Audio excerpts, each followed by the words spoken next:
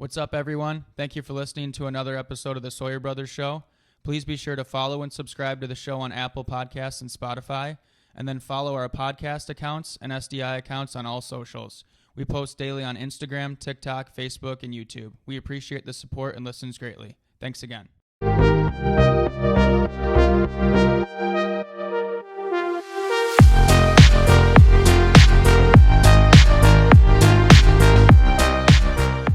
Okay, back again. Season 2. I think this was the first episode that I started without saying all right. I said okay this time. Normally, me or Griff says all right. I realized that after every episode. So even last week when we had the group together, we still said all right. Season 10 or season 1 finale. So here we are. New season. We appreciate you guys all listening throughout season 1. I think one of the first things we said in the first episode was that we're committed to doing 10 episodes because if we stop before that, we're going to think we suck, and I'll be totally transparent. We have thought many times that it was just worthless and that we didn't think there was any point in it and that we were frustrated while doing it. One time we just totally quit the episode, started over like 20 minutes later, but ultimately we have to remind ourselves in life that everything doesn't have to be perfect. Everything doesn't have to be so serious. And we enjoyed it, so we wanted to keep on going. So, and we need to take our own advice. We do a really good job of helping others not be so hard on themselves and take new risks and stuff. And we have to remind ourselves to do the same. So, summed it up. So obviously, New Year, we had a great holiday break. We had, normal stuff in the sense of family was home, Ty, Kenny, they were both home from Charlotte. So had some good times with them, spent a lot of time, drank way too many drinks, ate way too much food, went and watched history be made at the Pistons game. What was it? 27 games in a row, I think they lost. Yep, they've lost the most games in history of the NBA, but I won 2 big bets that night, so that was nice. The thing that bothers me about basketball more than anything else, and I didn't realize this until we went to a game last year, was they play music the whole game. Like, we went to a game last year on Christmas break, and it was the first time I had been to a Pistons game since we were kids.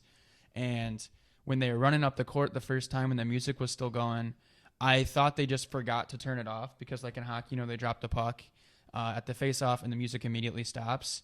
And in the basketball game, it just kept going, and then I realized that was just how it was the whole game. So that was really weird to me. But other than that, it was cool, I guess. Well, hot take. I think the reason they have to have the music playing is because the sport is so boring that they have to keep the fans entertained. But no, I'm just kidding. I had a great time that time. But what was weird is I was watching a basketball clip on Twitter yesterday, and you could hear the music, through the clip, and I've never thought about it like that. I didn't know if you could hear it through the clip because I was thinking about it after we went. Yeah. The only thing is they don't play the words of the songs when they're playing. They just play the background, but still, it's like it makes it seem like it's a highlight video and it's just a normal possession. So, well, imagine if hockey did have music. Imagine scoring a goal at the beat drop or something. That'd be kind of cool. So it'd drive me nuts.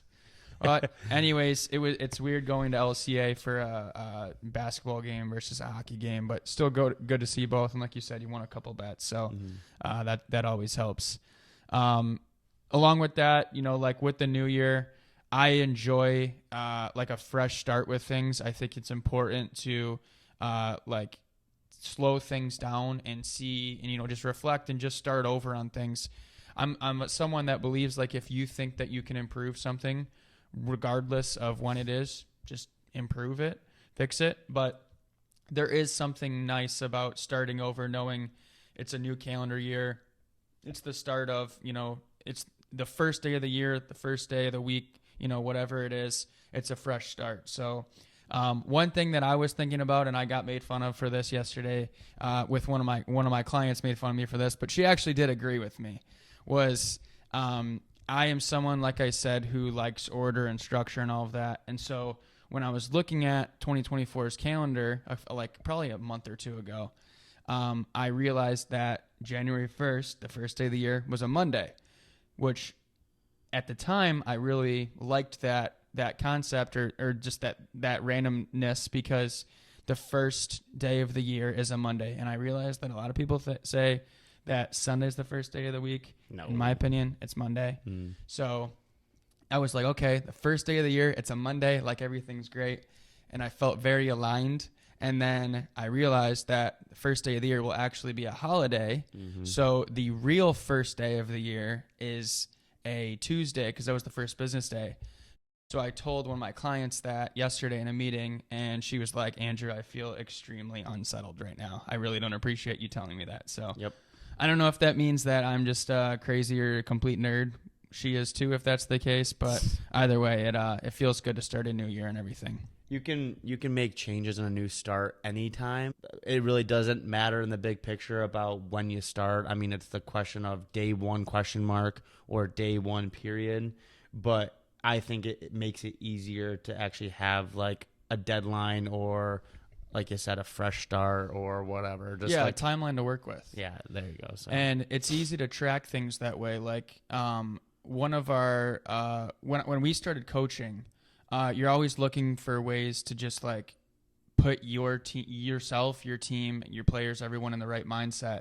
And a lot of NHL coaches I had heard on podcasts and shows and everything say that they break the season down into 5-game segments. And the NHL is an extreme thing because there's 82 games, which is super long. But if you break it down, you have these 5-game segments, and it allows you to basically play those 5 games, look at your team's performance and your stats and everything, and then reflect at the end of the 5 and say, okay, where should I go from here? What improvements should we make for the next 5? Versus if you just play the whole season right in a row and those segments blend together and say you've got 20 games, like that's a long stretch. Maybe you lose motivation. Maybe you don't see like a light at the end of the tunnel and it's just game. You get stuck in the routine of all of it. So in life, you can do the same type of thing, 2024, it's a new year. Break it down into 2 weeks, break it down into a month. Like the calendar already naturally does that for us, but you can set goals and set expectations and a plan for each of those, already predetermined timelines for you. I think people have made like the whole New Year's resolution thing pretty cheesy, but if you actually think about it, it actually is a good idea. Like, why can't you have a new month resolution? Why can't you have a new week resolution? Why can't you have a new day resolution, right? Like something you want to work on, something you want to improve on. Like, again, people use it like in the basic cheesy way, but if you actually think about it, okay, I want to wake up and do this today. I want to do this today. Yeah. Like, Yeah, you can do that for an hour of the day. Think about whenever you're going to the gym. Normally, you don't really walk in and just have no idea what you're doing. You have like a general idea of what you're going to do for that next 30 minutes or hour, whatever. I used to work out for an hour and a half. I used to work out for 2 hours. Now I work out for like 30 minutes, and I have a plan for the whole time because I don't want to be in there so long. I just want to get it done. Right. So one thing with that I want to touch on for a little bit is the importance of not only just having a plan, but also balancing that with just the mentality that in life things happen randomly, and if you're someone who looks at life in a positive manner like we do, everything happens for a reason and it all generally works out. So we are people that like to plan, but at the same time we have to remind ourselves, whether it's this resolution or it's a plan for the year, the week, month, whatever we're talking about, that things are going to happen randomly and we need to be able to just go with the flow to a degree. So one thing with that is, if we look at significant things in our life and, insignificant things, some of that was planned and like attacked by us, and some of it was just random. So it's important to just have a plan, but also at the same time realize that plan is probably fluid, and life is fluid and things naturally happen, and you have to let things happen as they come. One thing I've learned about all that touch on is how it's good to have a plan, but there's been people in my life recently that have helped teach me that it's okay if things don't go according to plan. So I think it becomes an issue when you have a plan and if things don't follow that expectedly, like the way you expect, if that then becomes a negative and you start struggling with it, because there are so many variables, there are so many challenges, so many things that are unexpected every single day. Like the whole expect the unexpected thing is so true. So when it's good to have a generalized plan, but you have to understand that, hey, it might not work out the way you want, but that's a good thing. Like that's going to help. Like, yeah, embrace it. So yeah, it's like you said, expect the unexpected, and everything along with those will actually help you get through the challenges more easy. So, because it's difficult. Like we've talked about it plenty of times, like even throughout our episodes on this, that we like to have a plan, we like to have structure, but you know, one of the things that, like, this wasn't necessarily a New Year's resolution for me, but like one of my biggest internal goals was, and this was like a few years ago, and I say it wasn't like a resolution because it wasn't like January 1st, but it was a goal of mine, was to stop being so stressed about a plan. Like 3 years ago, if you look back to where I was for the first 24 or 5 years of my life, I was like very, how would you describe it, Griff? Structured, like routine structure, like with things, even if like being like a picky eater. You were very set in your own ways. Yeah. And I didn't, and it worked for me in certain ways because like I was so focused and so motivated that like I was just able to set a goal and, you know, usually accomplish or get close to accomplishing it, but I wasn't enjoying the process enough. And now, and I wasn't like having fun outside of it enough. I was just so focused for like, and at times I'd be like, I don't even know why I am so focused. And then a few years ago, I was like, you know what? I just need to start going with the flow on things more. And now I feel like I'm obviously not a finished product. I'm 27 years old, almost 28. Like you're never complete. But like where I am right now, I'm so much happier simply because I combined the ability to like focus and make a goal and create a plan and follow that structure, but then also having the ability to, like you said, about just going with the flow and embracing that uncertainty and expect the unexpected and just go along with it, because things like that are going to happen. And if I've just found ways to like have more fun along the way.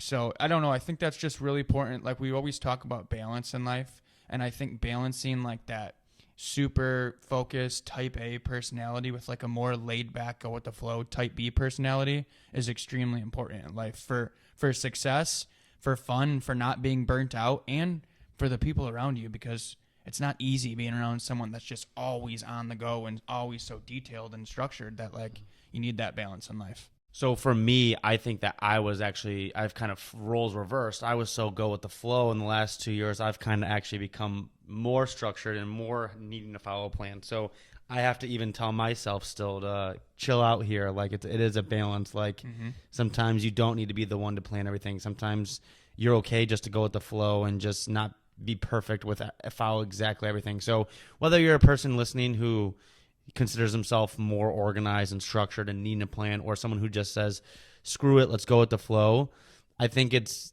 good to find comfort in what works for you, but also realizing that, you know, having a balance of both, even in small aspects of life, big aspects of life, actually can make a huge difference.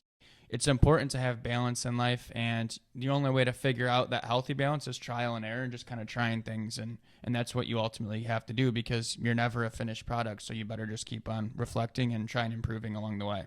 So just to further go on, you know, like living with a balance of focus and routine structure while also just going with the flow, it's important to slow things down and then just enjoy the moment.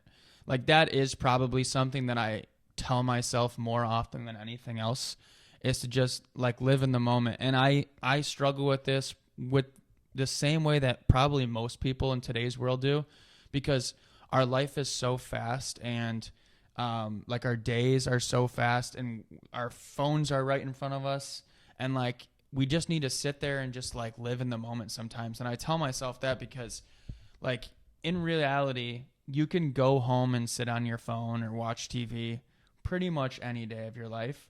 But there's certain things that come up, like there's certain events where you need to just sit there and take it in. Like, for example, the holidays. We were just talking about it. Christmas. That's a day where, like, I was trying, and I wasn't really trying that hard because there was enough going on and I want to be in the moment. But, like, there's certain days of your life that are very, like, routine and mundane, where then there's other days where there's a lot happening and you just got to take it in and enjoy that moment, because you're with people around you, or maybe you're doing something you enjoy, or maybe it's just a rare random experience, or maybe it is one of those mundane days and you just want to be like, you know what?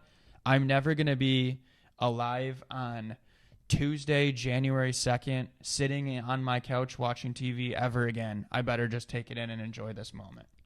Well, so like let's put it to hockey. Like think about it. Like let's put it to like my Metro year when we won the national championship. When we won the national championship, it was cool. It was awesome. It was so fun. But that like the day after the national championship isn't the day I'm going to remember for the rest of my life. Yep.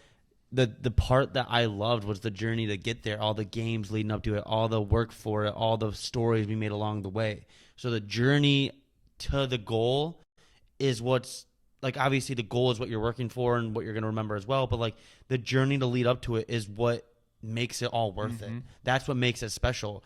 I don't just think about wearing a ring. I think about losing to North Iowa in September. I think about us heading to Pittsburgh and winning in overtime. Like those are the things that like enjoying the journey is what makes the whole thing worth it. And like when it was a kind of realization a few years ago, like when you're a kid, you're like thinking like, okay, there's going to be that day when like now I'm an adult. Like let's just work towards that. And then now we're 27 and 25 and that day has never happened. You just keep living and you're like, wow, like maybe I just need to take this in. Like, you're like, okay, let me just work until I get there. Let me just work until I get there. And then you're like, wow, like I'm here. Like when I was in nursing school, like, well, before nursing school, when I was taking my classes to get into nursing school, I was like, yeah, let me just get to nursing school and then I'll like slow down. And then I was in nursing school. I'm like, okay, let's just get past nursing school and I start my job and then I can slow down. And then I got to that point. I'm like, all right, you've been living up to this moment now. Now take it day by day. Just obviously I have goals to work for in the future, but wake up today and let's worry about today only. That's exactly it. No, that's good. That's exactly it because like that's exactly what I had to look at for myself a couple years ago because I would sit there and I'd be like, you know, even now, like, but I the first time in my life I thought about like that. Maybe that's just a part of like graduating and getting your job and maturing in that way because you realize that. But I would tell myself, it's like, Andrew, if younger Andrew was looking at where current Andrew was, where I was living, what I was doing, like what my life was at that time, because I had accomplished a lot. You know, I had went to school, I had gotten a job, I had passed my financial advisor exams, I had gotten that experience to now be an advisor. I was living where I wanted to live. I had the car that I wanted from the time I was like 14 years old. Like, it's not the end all be all. Like, I'm going to continue to set goals along the way. And it's not a finished product, but if the younger version would have saw me like that, he would have been so pumped. So the current version who's actually living in that moment needs to just slow it all down and take it in and accept it. So I think you nailed it. With the hockey thing, like you said, just quickly on that, the game itself, the championship game, is 60 minutes. The journey is hours and hours and days and weeks and months and years. So makes a huge difference when you're looking at it. Like, for example, right now, it is a Thursday, and next weekend we're going down to Charlotte to stay with our buddies. I am looking forward to those things so very much, but then I'm like, don't wish your life away. Like, I also have 5 days before that where I get to work and I get to help people and I get to do my job, and I love my job. So, side note, it is possible to be happy with your job and then love your job and find a way. If Like, obviously, you got to find a way to make money. But just a side note, I hear this too many times. I don't like my job. I'm not happy, whatever. It is possible to find a job that you love. And for the first few months, I've been working at this unit for almost a year. And everyone's like, you're just in the honeymoon phase for the first few months. I've been here almost a year, and I still love it. I have the best job in the entire world. So that is possible. But to bring it back, I have 5 days to take it in. I get to have 5 good days of work. I get to have meals like that I get to enjoy. I get to sleep. Like, I get to do 5 things before I go on the date and before I go to Charlotte to visit our buddies. Like, why am I only focusing on that when I can have other things to appreciate now? Don't get me wrong. Would I rather be on the couch watching playoff football with our guys than working? Yeah, of course. But there's still some positivity and some things to live in. And then tomorrow night when I'm at work, I'm still going to find ways to enjoy that rather than next Sunday. So it's just, I think it's about, like you said, living in the moment and not losing sight that, hey, it's okay that every single day is not a 10 out of 10 fun, Mm-hmm. but still being able to, appreciate the day for what it is. Yeah, and whenever you're doing those normal routine days where you're working a ton, or maybe it's not your favorite day of the week, or you're not, it's your busy day or your tough day. Whenever you're done with those, you're going to feel pretty proud of yourself. You're going to feel like you accomplished something, and you're going to appreciate the Charlotte weekends and then all those other more exciting things. You're going to appreciate those things more because you went through the other things before it. So one thing that it's important to do, in my opinion, and I know Griff is on me with this, is to kind of find motivation and find inspiration from all different aspects of life. And yesterday I was sitting on the couch, and Griff had been home the day before while I was at work and stuff, and he's on midnight, so he was kind of just, he goes to work like 7 p.m. to 7 a.m., sleeps through a lot of the day, and I'm obviously reversed. So there was a few hours last night when he wasn't working, and neither was I. And he showed me this new show, or not a new show, but it was a show you watched. New Amsterdam. And it's about a medical director. A medical director who comes to New Amsterdam Hospital was it in New York City? Yeah, and he takes over the hospital pretty much. Yeah. So it's a fictional story, but a lot of it is obviously, probably based on real things and real situations inspired it. But Griff is like, I want to show you 3 scenes from it. And they were a totally different industry from me. I'm a financial advisor. I'm in the business world, where this was a guy that he wanted to show just a few things to me from a show. And I thought they were super powerful. And like within my day today, I thought about these things multiple times. So the first thing you wanted to show, Griff, was the speech. So just quickly, tell us what his role is, what the speech was, and what made that speech so powerful. Well, so he's taking over a new hospital that's struggling, and pretty much walks into a room and makes a statement like, "How can I help?" That's how he starts his speech, and he's in front of a room in front of a ton of doctors, and all the doctors are like, "Okay, yeah, well, how can I help?" And he goes, "No, tell me, what can I do to help?" And they all shout out things that the people shout him out are like, "This is unrealistic. This isn't going to be." He's like, "Nope, we'll do it. Good. Mm-hmm. That's a great idea. Let's do it. How can I help? Let's do it." And that scene, I literally watched it like 6 days ago, and I have tried to say, "How can I help?" every single day since then, in some way, whether it's to a patient, whether it's to you, whether it's to my girlfriend, whether it's to my friends, anything. If you can just, I found that I listened to this show. And now it's one of my favorite things ever. How can I help? He goes up I've watched 2 episodes and I'm obsessed with the show. He goes up to every single person. How can I help? What can I do to help?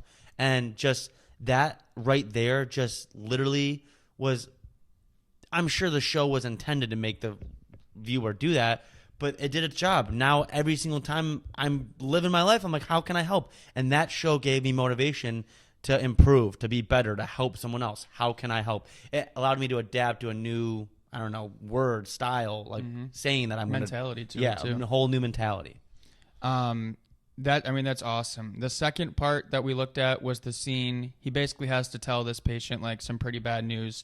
The patient's trying to leave and go home, long story short, and he basically just says, in a indirect way, it's a bad health issue, and he basically, without making him feel scared, tells him he should probably stick around because then he'll be under medical support, which again, I'm not in the medical industry or medical field. I'm not thinking about those things every day, but what I got from that is it's a quick interaction. It was maybe a 30-second scene, but he takes a super serious, scary moment for a patient, a human being, and he just, without being so scary about it, he just basically says, "Hey, maybe you should stay here," and, calms the guy down so that he doesn't go off and do something stupid alone at home.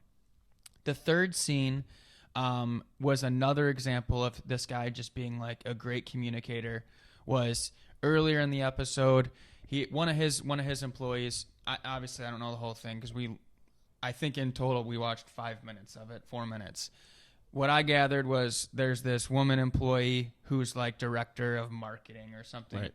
She seems to be a pretty star employee. She travels around the country, travels around New York, and does all these speaking events and presentations. She references on the show she's going to meet with Oprah and Ellen and other people that are one name figures, meaning that's how big they are. Mm-hmm. So she obviously has a bit of an ego, and in the matter of one scene, he gets her to kind of buying a little bit to what he's going to do. And then later in the episode, she's like fully on board. And he says to her, I thought you were going to leave, because whenever they had that first encounter, she was, kind of her arrogant self and didn't really understand why he was doing what he was going to do. And then in the last scene, he says to her, why did you not leave? Why did you not quit? And he says, because we're all excited for the first time in a while.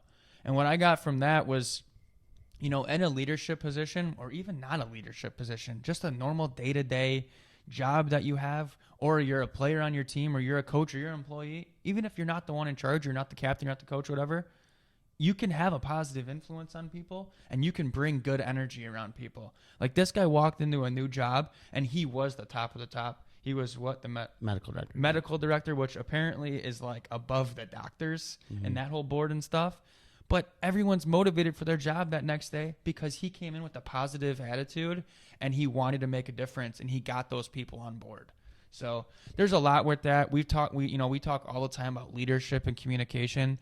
I think we'll probably have to do a deep dive into this guy throughout the show, because it seems in 2 episodes, I watched a couple scenes, 3 scenes. You watched the whole first 2 episodes, which still, I think it's 4 seasons it showed. Mm-hmm. So there'll probably be a lot of stuff that we could reference on that if we wanted to. Mm-hmm.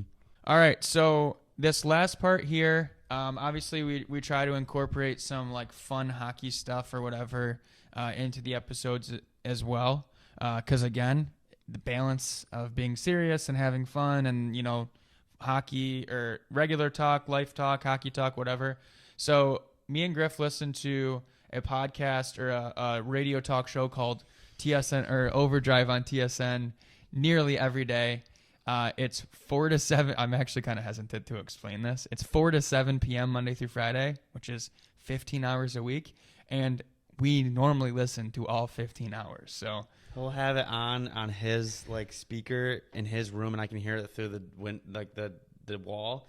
And I'll be listening to it out here, making food, sometimes our episodes are the exact same one. It's the best. We love it. So yeah, so kind of some of the motivation to start this almost. 100%.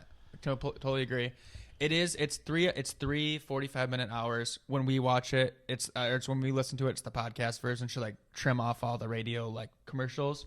So it's 45. So it's not actually 15 full hours a week, but it adds up. Anyways, one of their bits they do that we love is called role play level of concern, and they basically give you they give each other a role they need to play, whether it's a sports team, a coach, a player, an organization, a city, whatever it is, a restaurant, and then they give them a scenario and they say how concerned they are about that. So we took a little spin on that. I haven't read these to Griff yet, but I figured this one would be called role play, concerned, or confident. So essentially, I'll give Griff or myself a role that we need to play, and then we just have to say either are we concerned about that or are we confident about that. So again, give them a role, a scenario, concerned or confident, pretty simple. So the first one I'll give Griff, this one was obviously fresh on my mind with New Year's Day games or New Year's Day traditions. Griff is playing the role of the NHL Winter Classic. The Winter Classic has completely lost its excitement, and it's just totally overdone, and it's not important anymore. Are you concerned about that, or are you confident in that? Do you agree or do you disagree? I'm pretty confident that it's lost all of its value, unfortunately. I think that, I posted I honestly, not going to lie, I know we run a hockey account for people. I was scrolling on Instagram the day, New Year's Day, and saw the Seattle Kraken players show up to the game, and I was like, wow, the Winter Classic is today. I didn't even think about that. Posted that clip on our story and made a poll and said, have you known about this game for weeks, or did you remember that the game's today because I posted the story? That, yeah. And I think it was 50-50. I think there was half the votes were I forgot all about it. So I just remember, I don't know if it the first few years, I remember everything led up to the Philly and the Rangers won. Everything led up to the Capitals Penguins. Remember 24/7 the show? There was so much hype for those Winter Classics, and now there's nothing, man. And in all honesty, the reason why my answer is the fact that I'm confident that it's done is that there's too many outdoor games. If there was one outdoor game a year, everyone would watch. But now they have Centennial Classics and stuff. And like I understand it's a business and they're trying to get more people involved and stuff and more teams. It's done. What about you? Yeah, I agree. I think the hype is done, or it's just too much at this point. Like the reason I say that is exactly what you said, that you didn't even really realize it. We look at that stuff every day. Every day. It was we were right before the game, and I was sitting on the couch watching the pre-show with my mom, because it's New Year's Day. There's not really anything happening. We're just sitting there on the couch for like a couple hours, and like I knew it was Vegas and Seattle, but I didn't know where it was. And if we think back to 10 years ago, whenever they were just starting, I think the first one was like 08, 09. Yeah, Pittsburgh, Buffalo, Pittsburgh, Chicago, Detroit, Toronto a couple years later. Like we went to that one. I was talking with my mom the other day about that. Like that was one of the worst days of our lives. In an exaggerating, obviously not a worst day of our life, but like it was a bad day because it was so cold, it was so windy, it was so snowy. We made it through the first half of the second period. Yep. So, anyways, it was. I thought it was way cooler at that time. It was way new, probably just because it was new. Mm-hmm. You are Nikita Kucherov and Nathan MacKinnon. You are the number 1 and 2 points or number 1 and 2 for points in the NHL right now. 63 for Kucherov and 61 for MacKinnon. What is your thought that McDavid will not catch you this year? Are you concerned that he will catch you, or are you confident that he will not catch you? He currently has 53 points. So you have a 10-point lead if you're Kucherov and an 8-point lead if you're MacKinnon. I am 100% concerned about McDavid catching me, because that guy he scored 5 points like it was nothing the other day. So that, like, Nikita Kucherov, Nathan MacKinnon, pretty good. They score points just about every night, 1 or 2 here or there. But McDavid can get 3 or 4 or 5. Like, I would be 100% concerned if I was Nikita Kucherov or Nathan MacKinnon.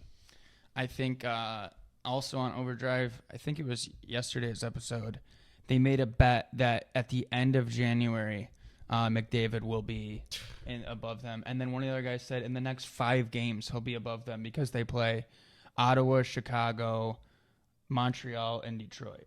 Unfortunately, Detroit has kind of corrected a little bit and fell back a little bit, but they're like, he will score 10 points and be in the lead within the next 4 to 5 games.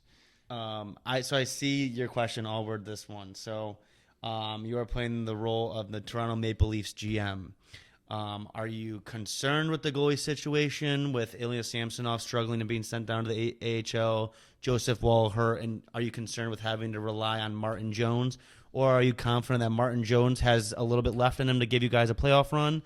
Or are you confident that Joseph Woll will make a return? Or are you confident that Ilya Samsonov will get back to his way? So are you concerned or confident with your goalie situation? I am very concerned about the goalies, but as the team as a whole, I am very confident. And I think that's a little bit of a delusion. We don't know if I should be confident in my team as the Toronto Maple Leafs GM, but I am confident. If I look at all the roster, like William Nylander, I think is 4th in the NHL right now in points. He's fallen down a little bit compared to where he started the year. We have him, obviously the big 4. We have a whole lineup that if they do what they're supposed to do, like Matthews has 30 goals right now in 30-something games? 34 games or something like that. Like, I think he's on pace for, just under a goal a game. It's like 70 goals or something in 82 games. It's insane. So I am confident, but the fan version, because we are Maple Leafs fans, I don't know why I am confident, because they are struggling. The goalie thing is a huge deal, and ultimately, I am kind of nervous. Someone the other day said that the Leafs might not actually make the playoffs, and I have never thought about that over the last 5 years following the team daily basis. I cannot believe that would even be a concern. I'm confident in them for the next 50 games. Yep. I think they'll outscore their problems, but as soon as those playoffs start, I'm very concerned for the goalie situation. Someone needs to figure it out in the next 50 games. You, as a goalie, they need 16 good games from a goalie. I don't care if the games that they lose 10-1, but they need to win 16 playoff games to win the cup. So until then, I'm confident. When the playoffs, as of right now, if the playoffs start today, I'd be very, very concerned. All right, I have 2 more. This one, I'll give Griff the role of when he can do the last one. So this one, Griff, you are the Canadian division in the NHL. So you have Toronto, Ottawa, Montreal, Winnipeg, Vancouver, Calgary, and Edmonton. Yeah. The Alberta teams. I think everyone kind of forgets about them to a degree, other than McDavid. Alberta people will probably be irritated by that comment, but it's usually true. Ontario, British Columbia, we know. Okay. You are the Canadian division. Are you concerned or confident that you will not win a Stanley Cup, or that you will win a Stanley Cup in the 2020s? So 2024, 25, 26, 27, 28, 29, that's 6 chances. Are you concerned or confident that you will win a Stanley Cup in that time period? I thought this was so difficult for me when I tried to do it. Overall, I would say I'm concerned because I like to think confident, but as Leafs fans, I don't think they're going to win a cup. I think they might win a couple playoff rounds. Edmonton, they just don't do it. They just have a few pieces missing, and they haven't proved us wrong yet. I don't think they're going to do it. And besides that, I think Vancouver's years away, and the other 4, no chance. So I think in the next 7 years, I'm very concerned that Canada will not have a Stanley Cup in the next 7 years. Yeah, it's really tough. I know you agree with this, Griff, but we'd obviously love to see Toronto win. We'd love to see Edmonton win. I agree. I don't know about the other teams. I think there's too much uncertainty with a lot of them. You know, Ottawa and Montreal are years away. I think Vancouver's closer, but I don't think they're Stanley Cup contention yet. Yeah. So I think it's all laying on Toronto and Edmonton. Yeah, I mean, I think obviously cut them. Everyone's got to come some slack because there are only 7 out of 32 teams. Yeah. But also, I think the cup's going to be in the United States for a little bit. Yeah. So through the 2020s, because the last cup was 93, right? We figured this out was in 93. Yeah. All right, so Andrew's playing the role of a Detroit Red Wing fan. So are you confident that the Red Wings will make the playoffs this year or next season, or are you concerned that they will miss the playoffs this year and next year? I am confident because of the option to have it for next year. If it was just confident or concerned for this season, I would be concerned. I remember one of our first episodes, Griff's prediction was that the Wings are hot and they will stay hot, and this whole thing, and he had this whole thing going on about it. And I didn't necessarily feel the same way, and I still don't. I don't think they're there yet, but I think that they are right around the corner. I think one of the biggest issues is they're playing in the toughest division in the NHL. Like, if we list off that whole division, Boston, Toronto, Tampa, Florida, you have all these teams that are right there that have won and have proven, well, some of them haven't proven it in the playoffs, but in the regular season, all these guys can do it. And it's just difficult. Like, some of the teams in the West, I think Detroit would be a way ahead of, but they're just not there yet. But I've said this for years, that if Yzerman's in charge, I don't even care to know all the details of all the prospects and the draft picks and the trades and everything, because I have so much trust that he will do the right thing. Like, even today, our Uncle Dave texted us and was like, did you hear about whatever player was drafted by the Wings and he's playing with Sweden in the World Juniors, and how he's getting a whole lot of hype? And it's like, I have heard of him. I heard of another guy in it too, because Yzerman's program, his whole system is just like, he just gets it done. Like, he just knows his stuff, and his staff knows his stuff too. So I am confident for next season, but I am not confident for them to make the playoffs this season.